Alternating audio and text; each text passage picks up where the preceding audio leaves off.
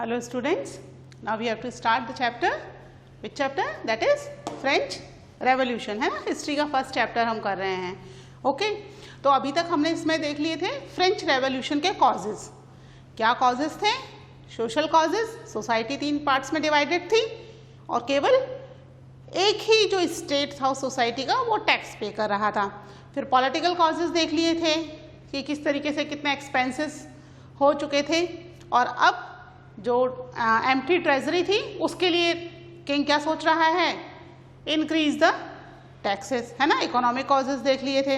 तो आज हम बात करेंगे अबाउट द मिडिल क्लास. ठीक है, कि फ्रांस में किस तरह की मिडिल क्लास थी. ठीक है, a growing middle class. Okay, a growing middle class, है ना. कंटिन्यूस जो मिडिल क्लास थी वो अचानक से ग्रो होनी शुरू हो गई. कैसे ग्रो होनी शुरू हुई मिडिल क्लास? भाई मिडिल क्लास कौन सी होती है? जो ना बहुत ज़्यादा रिच है और ना ही बहुत ज़्यादा पुअर है. ठीक है, तो यहाँ पर जो मिडिल क्लास है वो बेसिकली बिजनेस में है या लॉयर्स हैं, प्रोफेशनल्स हैं. तो मोस्टली जो मिडिल क्लास है that is educated and broad minded. ठीक है, एजुकेटेड होने का क्या मतलब हुआ कि उन्हें ना केवल अपनी कंट्री की बल्कि आसपास क्या चल रहा है दूसरी कंट्रीज में उसकी भी अ लिटिल बिट नॉलेज रहती थी.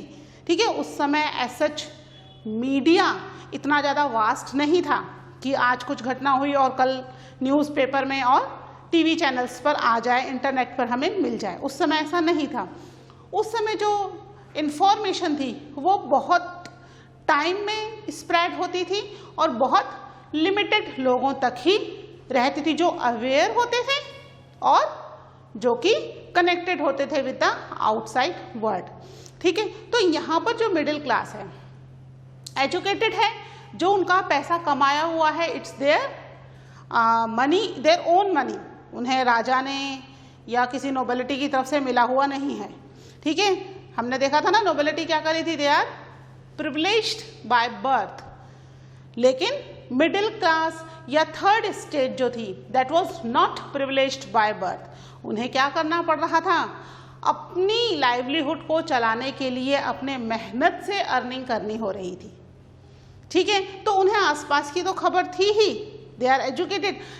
प्लस उसमें से काफ़ी सारे लोग ये बिलीव करते थे कि जो फर्स्ट और सेकंड स्टेट को स्पेशल प्रिविलेजेस दिए गए हैं वो प्रिविलेजेस हटा दिए जाएं.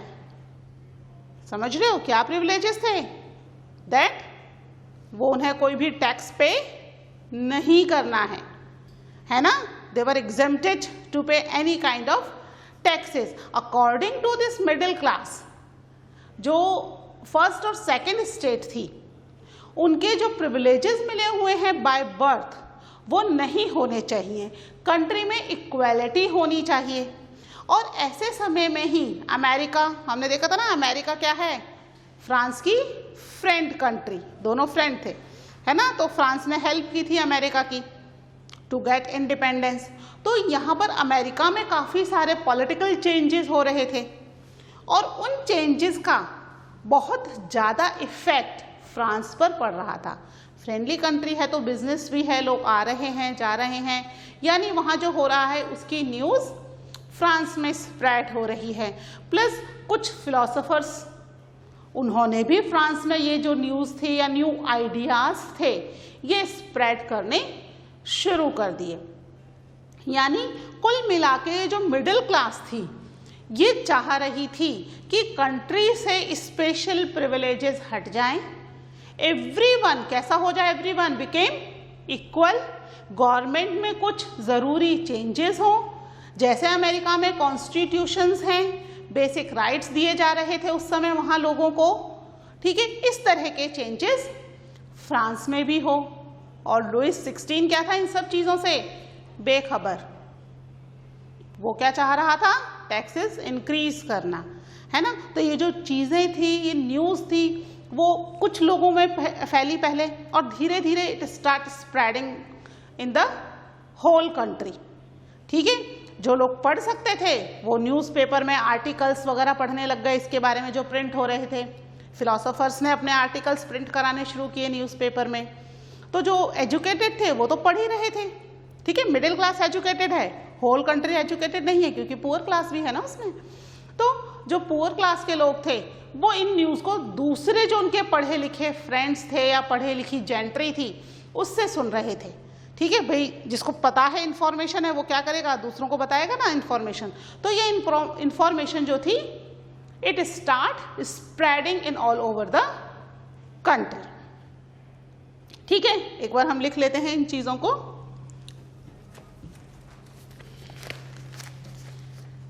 ठीक है, in the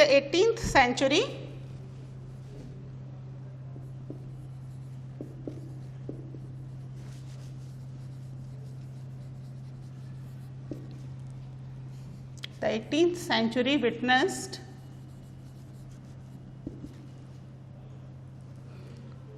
the emergence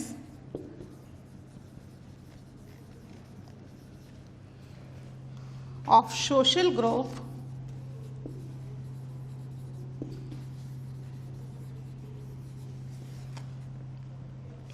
termed as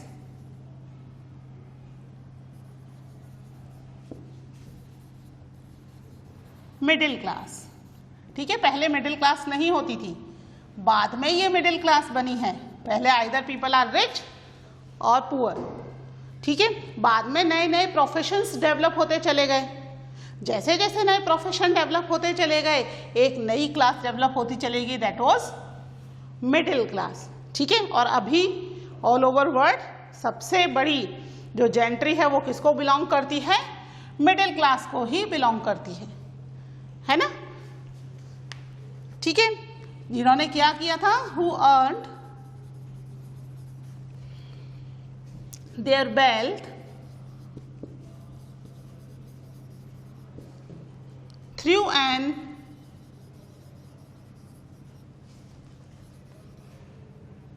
expanding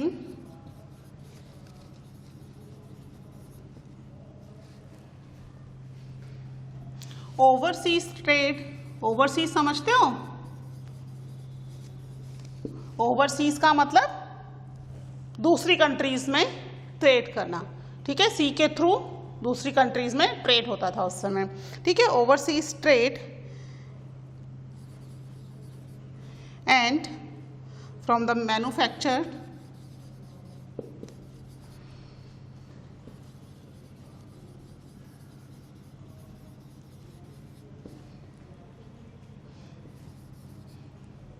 of goods, variety of goods, कोई either they are doing manufactured in their own country या फिर overseas trade के थ्रू उनकी अपनी वेल्थ उन्होंने खुद से अर्न की थी, ठीक है। It was not given by someone else कि भी राजा की तरफ से दान पुण्य में मिली है, जैसे क्लेरिजी और नोबेलिटी को मिल रही थी। यहाँ पे इनकी क्या है, it is earned bye them, ठीक है। नेक्स्ट देखिए,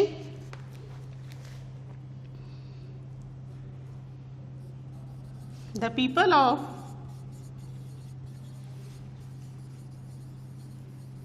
middle class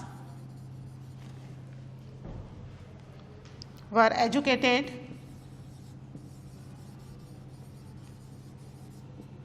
and believed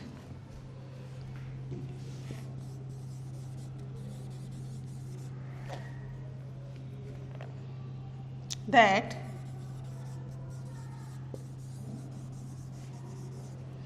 no group in society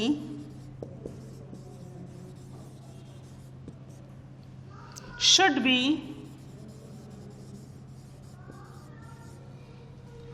privileged by birth,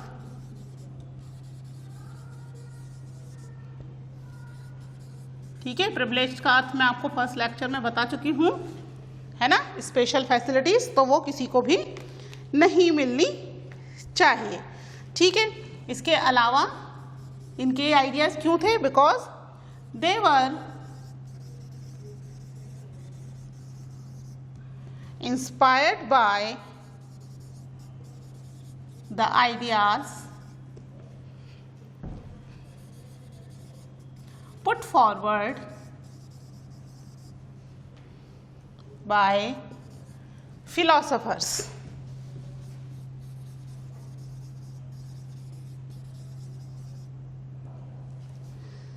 कौन कौन से philosophers? Such as John Locke,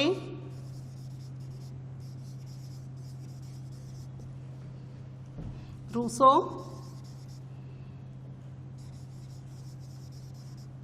etcetera. ठीक है, इनके कुछ आइडियाज से देवर इंस्पायर्ड। ठीक है, इनके आइडियाज को हम अभी बाद में डिस्कस करेंगे कि इनके क्या आइडियाज थे। ठीक है, ये चीज़ें समझ में आई, एक बार इनको नोट कर लो, फिर इस पॉइंट के एक दो लेक्चर्स और एक दो पॉइंट्स और हैं दैट वी विल डिस्कस।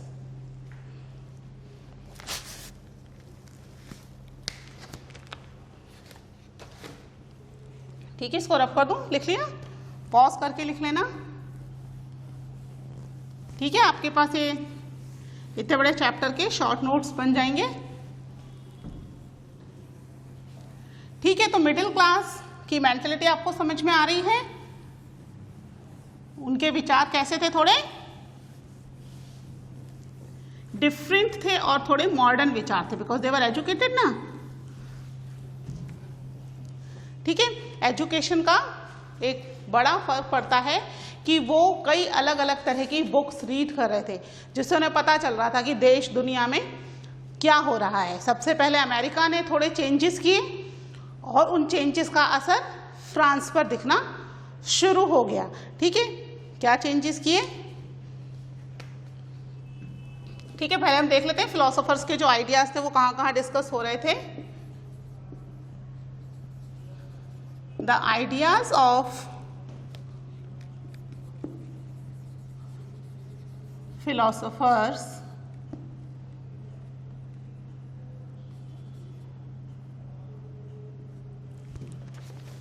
ठीक है, philosophers were discussed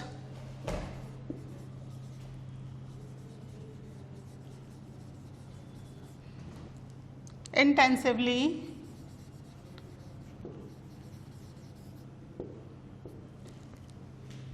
in saloon and coffee houses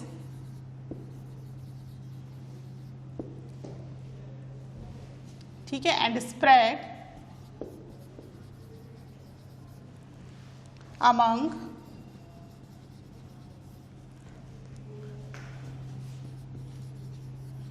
people through books and newspapers। ठीक है, ये जो आइडियाज थे फिलोसोफर्स के क्या हो रहे थे, हर जगह डिस्कस किए जा रहे थे जहां पर भी लोग इकट्ठे हो रहे हैं। Either they are collecting in the saloons और कॉफी हाउस, जहां पर भी बैठ रहे थे आपस में बातचीत होती है और फाइनली घूम फिर कर बातचीत पॉलिटिक्स पर ही आ जाती है ना। तो वहां पर ये बातचीत हो रही थी कि किस तरीके से कंट्री में कुछ लोगों को विशेष राइट्स दिए गए हैं, विशेष अधिकार दिए गए हैं और हमें तो कोई राइट्स ही नहीं है। वी हैव टू पे ऑल काइंड्स ऑफ टैक्सेस, चाहे अर्निंग हो या ना हो, है ना। तो ये चीज़ें वहाँ डिस्कस हो रही थी। जो पढ़े लिखे लोग थे वो बुक्स और न्यूज़पेपर पढ़ रहे थे और पढ़ करके उन्हें सुना रहे थे जो लोग पढ़ नहीं सकते। ठीक है, तभी तो क्या होगा, डिस्कशन होगा। अंडरस्टूड? तो ये डिस्कशन हो रहा था एवरीवेयर, जहां पर भी लोग मिल रहे थे। और इसकी हवा कहां से आनी शुरू हुई? From America. अमेरिका में क्या हुआ, the American constitution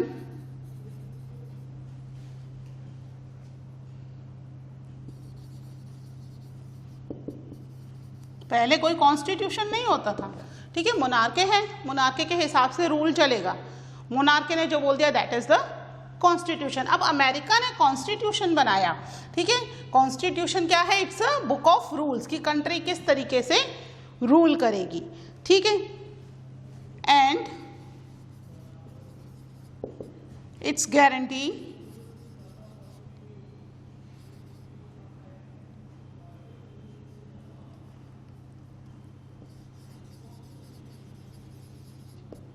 Its guarantee of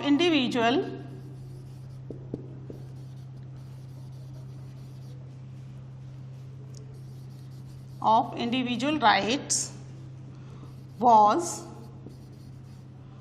an important example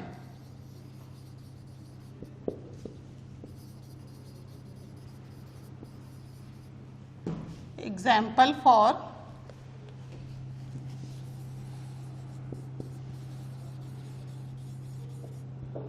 political thinkers in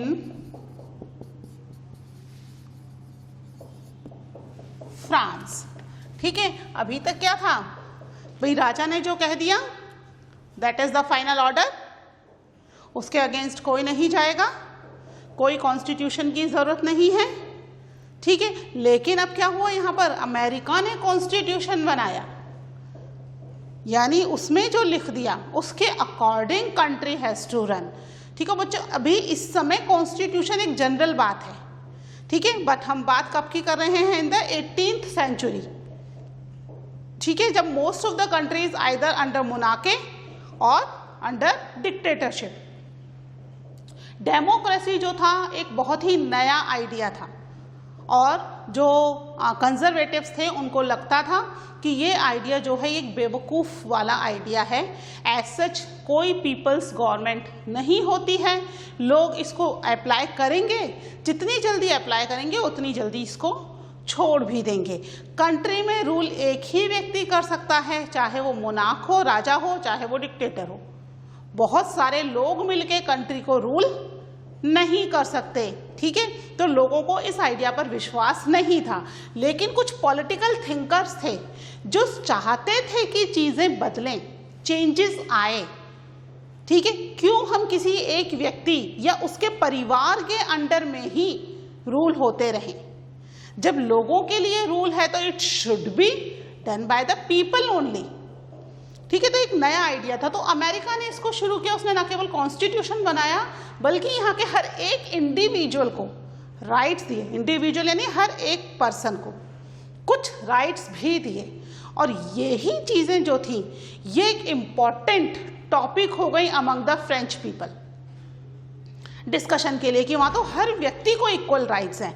as such वहां पर मोनार्के या नोबेलिटी या क्लैरेजीज को विशेष अधिकार, प्रिविलेजेस नहीं हैं, सबको इक्वल राइट्स दिए गए हैं। तो ये चीज़ें जो थी लोगों के बीच में बहुत ज़्यादा डिस्कस हो रही थी, है ना। जो चीज़ें अपने बेनिफिट की होती हैं उन चीज़ों को हम ज़्यादा डिस्कस करते हैं, है ना। तो most of the people were common people, country में 90% तो कॉमन पीपल ही हैं, है ना। नोबेलिटी और क्लैरेजी, फर्स्ट और सेकेंड स्टेट तो बहुत ही लिमिटेड पीपल हैं। तो उनके फायदे की बात अगर उनको पता चलेगी तो वो क्या करेंगे, common people they start discussing, है ना। बहुत जल्दी, बहुत तेजी से मिडिल क्लास ग्रो हो रही थी। मिडिल क्लास की अर्निंग लिमिटेड, लेकिन टैक्सेस पूरे पे करने हैं। पुअर पीपल अर्निंग बहुत ही कम, अपनी लाइवलीहुड चलाने लायक अर्निंग नहीं है, बट टैक्सेस पे करने हैं। जब उन्हें ये बात पता चली कि कुछ कंट्री में ऐसा हो, दूसरी किसी एक कंट्री में ऐसा हो रहा है कि सबको इक्वल टैक्सेस पे करने हैं, चाहे वो राजा का रिश्तेदार हो, चाहे चर्च का फादर हो, एवरीवन हैज टू पे equal taxes, everyone have equal rights. तो यहाँ पर लोगों ने चेंज के लिए सोचना शुरू किया, और इसमें सबसे बड़ा रोल जो होता है पॉलिटिकल थिंकर्स का होता है। हम तो कॉमन पीपल क्या करेंगे, केवल सोचेंगे, डिस्कशन कर देंगे और तो कुछ नहीं करेंगे। लेकिन जो पॉलिटिकल थिंकर्स हैं वो क्या करेंगे, इसके बारे में पूरी चीज़ें कलेक्ट करेंगे और ट्राई करेंगे कि कंट्री में चेंजेस हों। ठीक है, तो ये है अबाउट द मिडिल क्लास। आप इसको नोट डाउन कर लो। फिर हम डिस्कस करते हैं अबाउट द फिलोसोफर्स, कि कंट्री में फिलोसोफर्स जो थे वो क्या कर रहे थे, किस तरीके से उनके आइडियाज स्प्रेड हुए और उनके आइडियाज बेसिकली थे क्या। तरीका तो हमने पढ़ ही लिया कि भाई सलून, कॉफी हाउस और जहां भी लोग मिल रहे थे, wherever they were collecting together, वहीं पर यही इशू चल रहा था कि चीजें अब बदलनी चाहिए। ठीक है, और पॉलिटिकल थिंकर्स उसको बदलेंगे। अब हम देखेंगे इसके बाद फिलोसफर्स के आइडियाज। एक बार you note down these points, okay.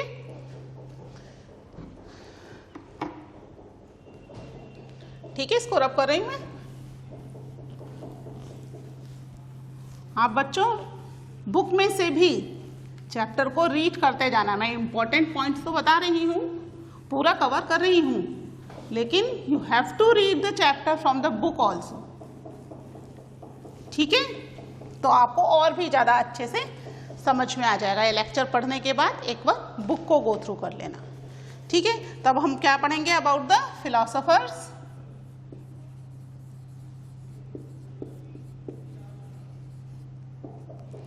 And there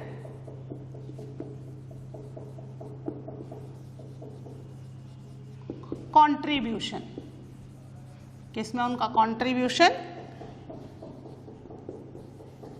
in revolution. ठीक है, फ्रेंच रेवोल्यूशन में इन फिलोसोफर्स का बहुत बड़ा कंट्रीब्यूशन था।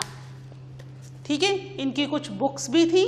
कई बार एग्जाम में ऑब्जेक्टिव टाइप क्वेश्चंस में ये आता है कि किस राइटर की कौन सी बुक है, आइडेंटिफाइड। ऑब्जेक्टिव टाइप है, 1 नंबर मिल जाएगा। आपको केवल बुक का नाम लिखना है ना? तो मैं साथ में बुक का नाम भी लिखवाती जाती हूँ और उस बुक में क्या स्पेशलिटी थी, किस चीज़ के ऊपर वो बुक बेस्ड थी बेसिकली, वो आपको बताती जाती हूँ। ठीक है, तो इसमें यहाँ पे बेसिकली 3 इंपॉर्टेंट रूलर्स हैं। ठीक है, फर्स्ट कौन है? First one is John Locke.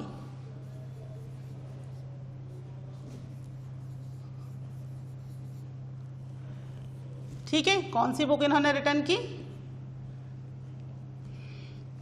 इनकी बुक का नाम था टू ट्रीटीज ऑफ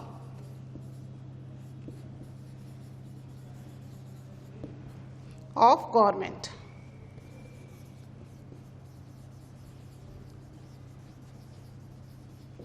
ठीक है, जॉन लॉकी कौन है? He is writer.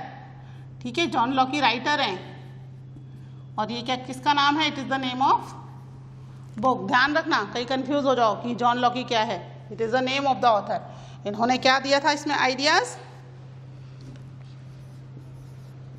He criticise the doctrine of divine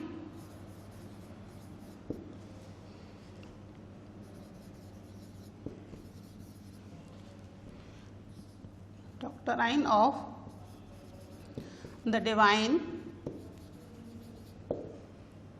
and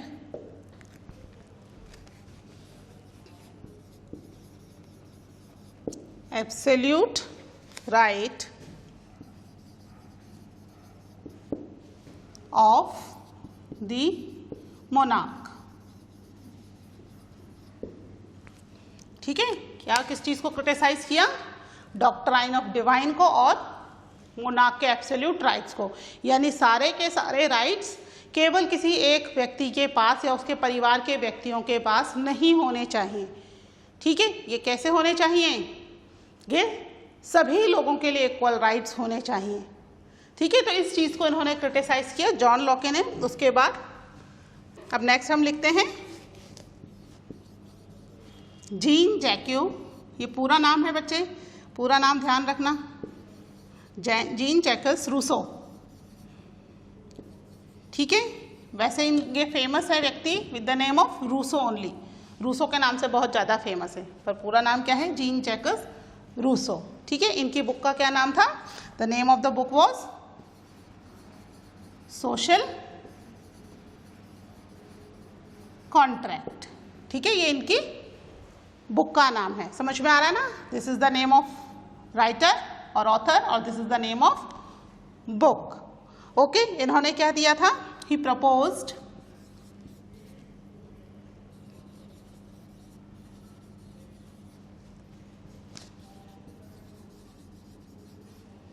a form of government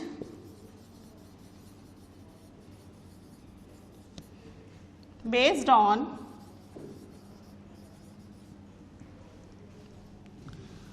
a social contract। ठीक है, इनकी बुक का नाम भी यही है। अभी बताती हूँ सोशल कॉन्ट्रैक्ट क्या है। बिटवीन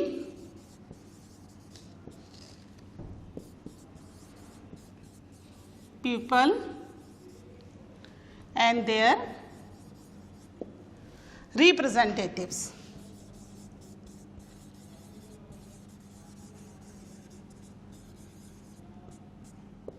ठीक है, समझ में आ गई चीज? क्या प्रपोज किया इन्होंने कि ऐसी एक फॉर्म ऑफ गवर्नमेंट हो जो क्या हो, लोगों के बीच में और उनके रिप्रेजेंटेटिव जो भी हैं उनके बीच में एक कनेक्शन हो, सोशल कॉन्ट्रैक्ट हो। ऐसा नहीं हो कि राजा ने जो बोल दिया दैट इज फाइनल, है ना। तो यहाँ पर आपस में लोगों के बीच में, उनके जो भी गवर्नमेंट एम्प्लॉयज हैं या रूलर हैं उनके बीच में आपस में एक सोशल कॉन्ट्रैक्ट हो, आपस में बातचीत हो और पता हो कि पीपल्स की नीड्स क्या है, उन्हें किस चीज़ की आवश्यकता है। ठीक है, फिर हमारे इसमें एक लास्ट जो ऑथर है that is Montesquieu.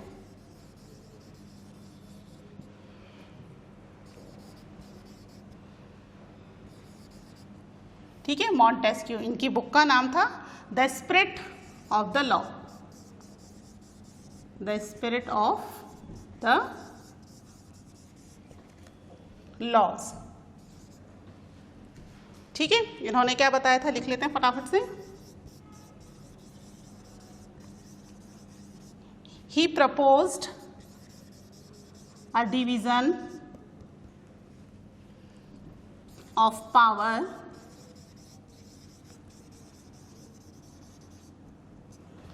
With in the government. ठीक है, पावर का डिवीजन किसके बीच में हो, विद इन द गवर्नमेंट। ठीक है, गवर्नमेंट में भी किसके बीच में, उनकी जो डिफरेंट ऑर्गेनाइजेशन है, कौन कौन सी, बिटवीन द लेजिस्लेचर,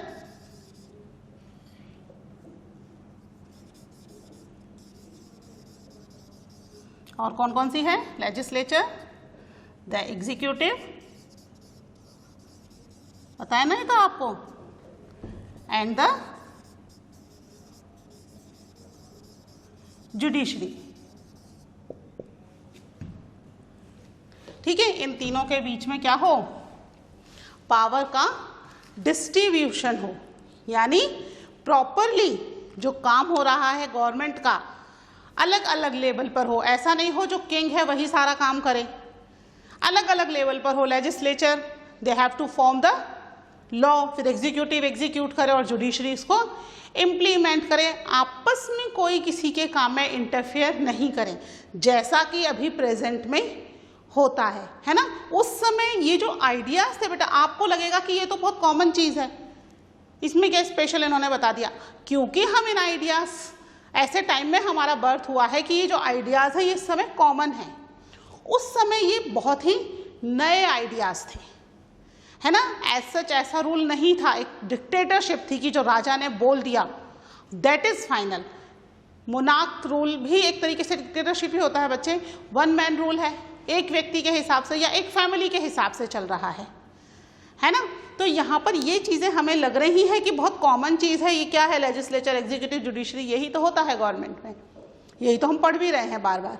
बट उस समय ऐसा नहीं था, ये लेजिस्लेचर एग्जीक्यूटिव जुडिशरी सब कुछ मोनार्क था, राजा था, किंग ने बोल दिया दैट इज फाइनल। जुडिशरी के पास भी एज सच बहुत ज़्यादा राइट्स नहीं होते थे, राजा चाहे तो तुरंत लॉ चेंज कर सकता था, उसके लिए उसे किसी की परमिशन नहीं लेनी, कोई पार्लियामेंट में बिल पेश नहीं करना। समझ में आ रही है बात। तो यहाँ पर चीज़ें जो थी, नए नए आइडियाज आ रहे थे and it start spreading from all over the countries, जिसकी वजह से फ्रांस में रेवोल्यूशन हुआ। कॉजेज हमने पढ़ लिए कि क्या कॉजेज थे, फिर आज हमने पढ़ लिए आइडियाज। ठीक है, किस तरीके से ग्रोइंग क्लास जो थी एजुकेटेड थी और इन आइडियाज को स्प्रेड कर रही थी। ठीक है, इतनी बात समझ में आ गई है। फिर हम पढ़ेंगे नेक्स्ट लेक्चर में कि किस तरीके से रेवोल्यूशन शुरू हुआ, स्टार्टिंग बिगनिंग कैसे हुई इसकी। ठीक है, इन पॉइंट्स को आप नोट कर लेना बच्चे। ये तीनों फिलोसोफर्स के बुक के नाम और इनके आइडियाज आर इम्पॉर्टेंट, एग्जाम में आते हैं, है ना। ठीक है, चलो मिलते हैं in the next lecture. Till now take care, bye.